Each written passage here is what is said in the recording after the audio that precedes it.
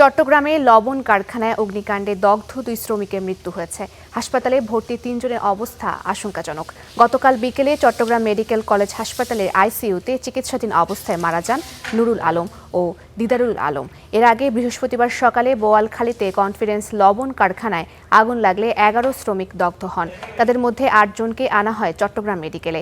অবস্থা গুরুতর হওয়ায় 3 জনকে পাঠানো হয় ঢাকায়। বর্তমানে চট্টগ্রাম মেডিকেলের আইসিইউতে ভর্তি আছেন 3 জন।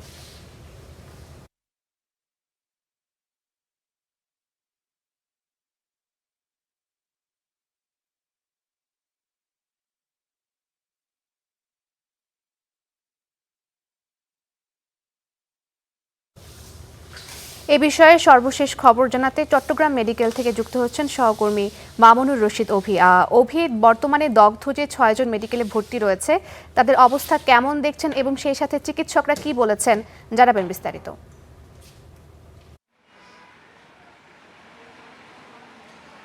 আমরা কিছুক্ষণ আগেই চট্টগ্রাম মেডিকেল কলেজ হাসপাতালের বার্ন ইউনিটের যিনি প্রধান রয়েছেন চিকিৎসক, তার সাথে আমরা কথা বলেছি। তিনি যেটি বলছেন, এই মুহূর্তে এখন পর্যন্ত 3 জন আইসিইউতে চিকিৎসাধীন অবস্থা রয়েছেন, যাদের শরীরের 60% বেশি পুড়ে গেছে। ফলে তাদের অবস্থা বলা যায় আশঙ্কাজনক এবং একজনের 95% পর্যন্ত পুড়ে গেছে। ফলে তাদের স্বজন যারা রয়েছেন তারা অনেক বেশি উদ্বেগ, আতঙ্ক এবং কান্নাকাটি করছেন যে একটি অনাকাঙ্ক্ষিত ঘটনার মাধ্যমে তাদের যে 3 জনকে সুস্থ মানুষ তারা একদিনের ব্যবধানে এখন আইসিইউতে অবস্থান করছেন, তাদের জন্য আসলে প্রার্থনা ছাড়াই আসলে তারা কিছু করতে পারছেন না।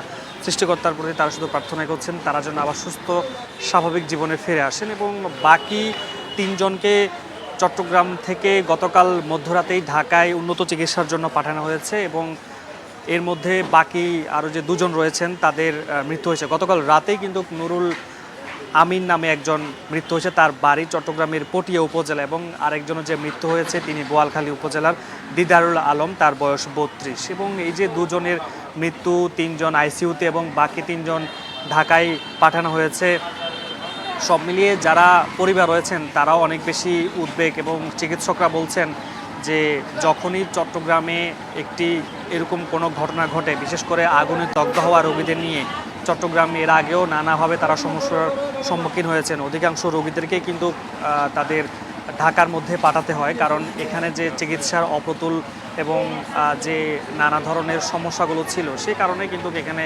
উন্নত চিকিৎসা সেবা প্রদান করা হয় না এবং রোগীদের একটি দুর্ভোগ পোহাতে হয় প্রতিটি ঘটনায়। কিছুদিন আগেও আমরা দেখেছি এই ঘটনাগুলো ঘটতে। এবং যারা স্বজন রয়েছেন তারা বলছেন যে এই যে বোয়ালখালী যে একটি লবণ কারখানায় অগ্নিদগ্ধের ঘটনা ঘটে সেটির সুষ্ঠু তদন্তের বিচার দাবি করছেন এবং যারা সেখানে আহত হচ্ছেন এবং যারা যে 2 জন নিহত হয়েছেন তাদের পরিবারেরও দাবি যে তারা শ্রমিক হিসেবে সেখানে কাজ করতে গিয়ে মৃতর দেহ হয়ে পরিবারের কাছে ফিরে এসেছেন, এটি কোনো কাজেই তাদের কাম্য নয়। এবং তারা বলছিলেন যে বাকি যে 3 জনকে ঢাকায় নেওয়া হয়েছে তাদের পরিবারের সাথে আমরা কথা বলেছি, তারা বলছেন যে তাদের শরীরের অধিকাংশই যেহেতু পুড়ে গেছে সেক্ষেত্রে তারা বলা যায় আশঙ্কাজনক অবস্থায় ছিল। সেজন্যই চিকিৎসকদের পক্ষ থেকে তাদেরকে গতকাল রাতে পরামর্শ দেওয়া হয়েছিল তারা যেন ঢাকায় তাদের স্বজনদেরকে নিয়ে যাওয়া হয়, সে কারণেই মধ্যরাতে তারা নিয়ে গেছেন। এবং চিকিৎসক বলছিলেন যে বাকি যে 3 জন রয়েছেন তাদের অবস্থা খুব বেশি আশঙ্কাজনক এবং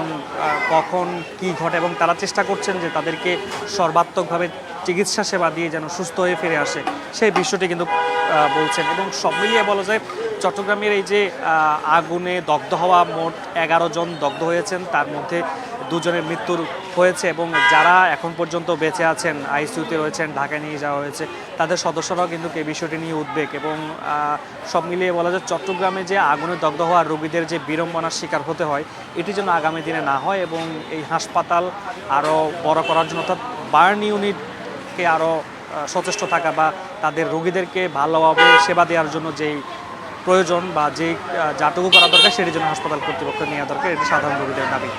ফারিয়া।